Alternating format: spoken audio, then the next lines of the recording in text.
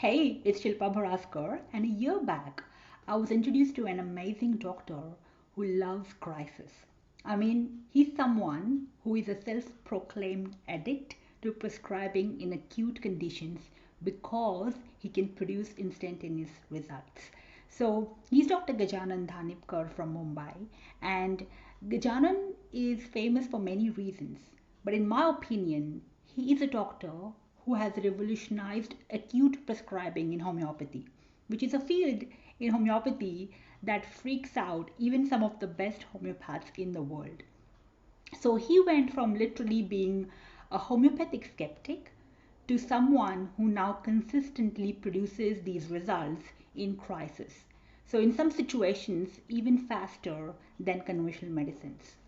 And I was watching a series of his actual patient videos the other day, and he sees people from all walks of life, children and babies, especially with acute asthma, acute renal pain, angina, toxic fevers, who are coming to his clinic. And in spite of having a homeopathic practice, he sees these acute crises day in and out. And some of the follow-up videos have been shot within 5 minutes, 10 minutes, 15 minutes of taking a single dose of the remedy. And if I was not watching actual videos, I would have found it really hard to believe these dramatic changes or the laboratory reports that came in with them. But I was really interested in what skills does he have, or what did he have to gain, and what mindset changes did he have to undergo to make such results possible. And interestingly, his journey in homeopathy started with absolute skepticism, which I could see a resonance in myself because, skepticism in a way that was used as a strength. Because you know that something is unbelievable yet true, it sort of forces you to go behind the scenes to find evidence and prove why something's working and how you can replicate it rather than accepting things at face value. And in all such kinds of transformational journeys, there are some critical junctures that make all the difference. But for Dr. Gijanan, it was going back to the old masters of acute homeopathy, that was Allen, Boricki, and Fatak. And within those, he found one critical skill that was important for success in acute diseases, which was the power of observation.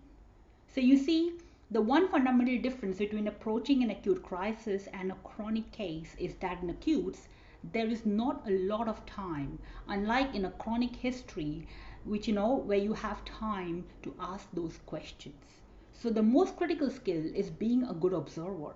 And it can take you head and shoulders above the rest of the practitioners because it prevents intellectualization and interpretation when it matters. So the most powerful way to individualize in acutes is observing and listening. Why? Because in acutes, the sensitivity is at its peak. So, unlike a chronic case, whenever you see an acute, whatever you see is a peculiar sensation. There's nothing you can leave. Nothing the patient says or asks is irrelevant. So, right from that first question that they ask to the last concern that they express before they leave your clinic is full of powerful peculiars and keynotes if you know how to pick them. And if you can master the art of filtering these through clinical diagnosis, you have the remedy. I remembered as an intern, I once went to a seminar by the Calcutta School of Homeopathy. Now, the Calcutta school, unlike the Mumbai school, was known for instant acute results using keynote homeopathy from Allen's keynotes. So, I remember that little book, which was our textbook, that we just used before our Matra Medica Vivas. And I remember that was the key textbook that these people used to prescribe. And I can vividly remember one such case of coma.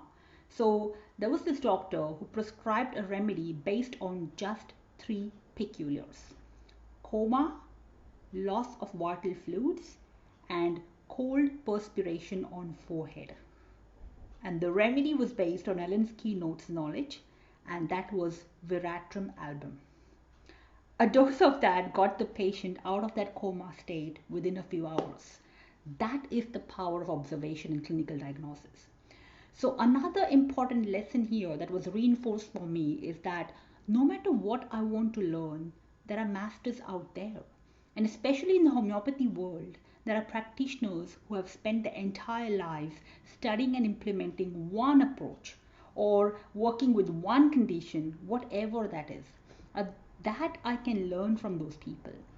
It could be their books, it could be their cases, it could be their patient videos that I was watching, of Dr. Gajanan, or asking them the questions to tap into their wisdom.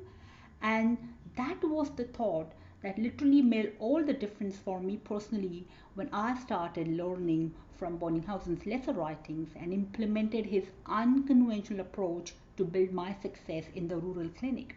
And I know tons of such amazing practitioners and gurus in the homeopathic world.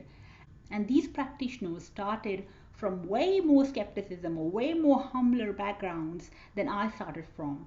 And I don't know a single one who did not have to undergo a transformational change in their mindset, in their skills, in their knowledge to be able to reach that massive success.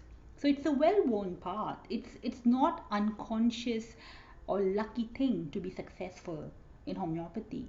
So the two big lessons for me when I was studying Dr. Gajanan's cases and was learning from his approach was, one was this healthy skepticism, what I call as suspending your disbelief and being open to uncover the facts of what's working.